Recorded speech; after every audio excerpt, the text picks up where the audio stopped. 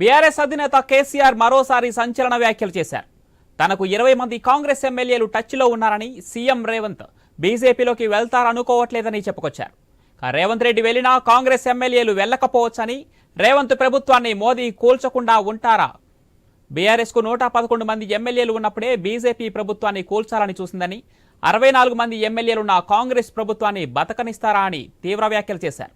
Delhi liquor case అంతా ఉత్తిదేనని, BL Santosh పై మనం case పెట్టకపోతే కవిత అరెస్టు ఉండకపోయేదని, కవితను కావాలనే లిక్కర్ కేసులో ఇరికించారని మండిపడ్డారు కేసీఆర్.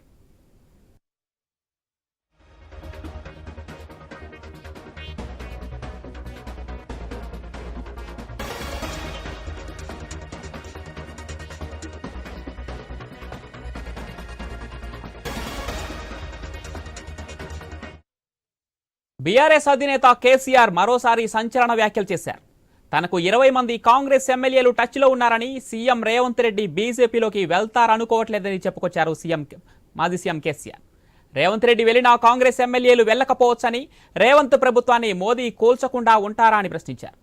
బీఆర్ఎస్కు 111 మంది ఎమ్మెల్యేలు ఉన్నప్పుడే బీజేపీ ప్రభుత్వాన్ని కూల్చాలని చూసిందని, 64 మంది ఎమ్మెల్యేలున్న కాంగ్రెస్ ప్రభుత్వాన్ని బతకనిస్తారా అని తీవ్ర వ్యాఖ్యలు చేశారు. ఢిల్లీ లిక్కర్ కేసు అంతా ఉత్తిదేనని, జిఎల్ సంతోష్ పై మనం కేసు పెట్టకపోతే కవిత అరెస్టు ఉండకపోయేదని, కవితను కావాలనే లిక్కర్ కేసులో ఇరికించారని మండిపడ్డారు కేసీఆర్.